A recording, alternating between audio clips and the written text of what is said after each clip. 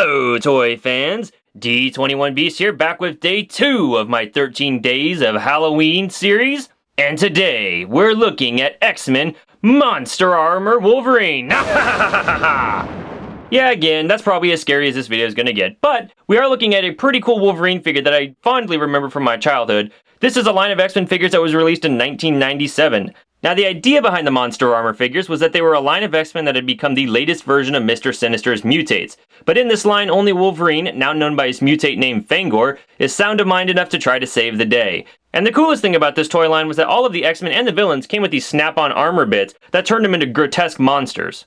As you can see on the front of the packaging here, we do have that classic X-Men logo in the upper left. We've got the Monster Armor logo here in the upper right. I love the artwork on that, by the way. We then have a window box packaging that does house all those monster bits inside and an image of what Wolverine will look like with the armor bits snapped on. And you even have that classic Toy Biz logo there towards the bottom.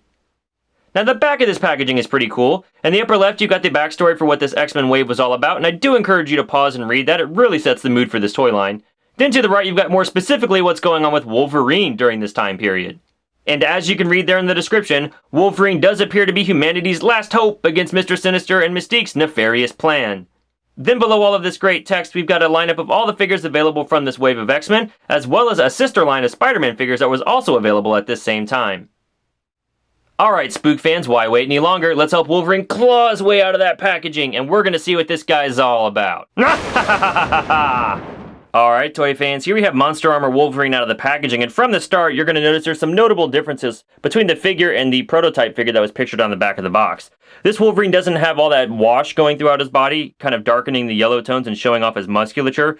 Also, that blue shoulder armor that's traditionally present on this classic tiger stripe costume are definitely missing on the actual figure. But outside of that, this figure is pretty much sold as advertised. The sculpting on this figure is actually probably the best part about him. As you can take a look at the head here up close, you'll see that there is a ton of detail sculpted into the face. Wolverine, I think, actually looks much more grizzled and older than he typically has been drawn in the comics.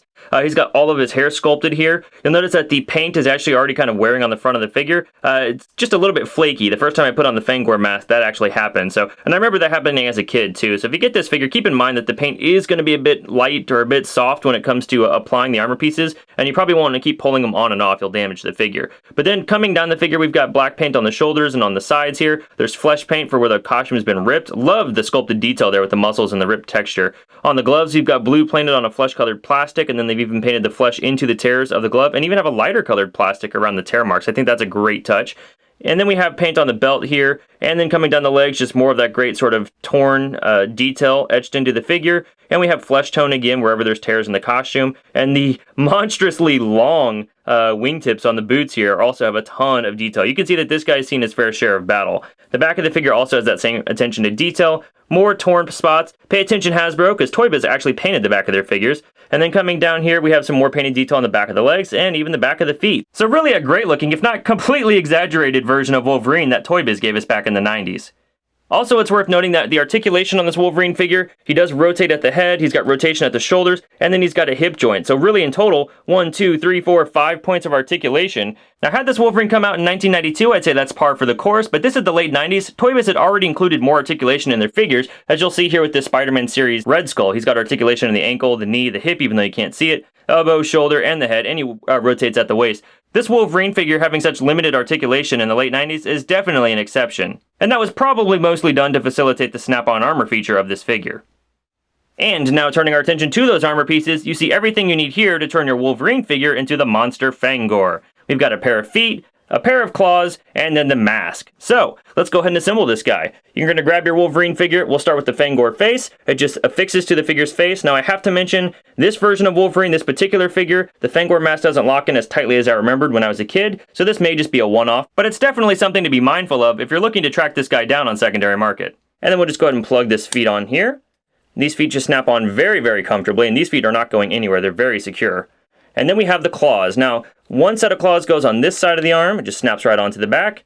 And then the other one, instead of going on the forearm like this set did, plugs more onto the elbow area of the figure. And it's a little tricky to get it on there, but you can just slide it on. It's the one that takes the most force. There we go.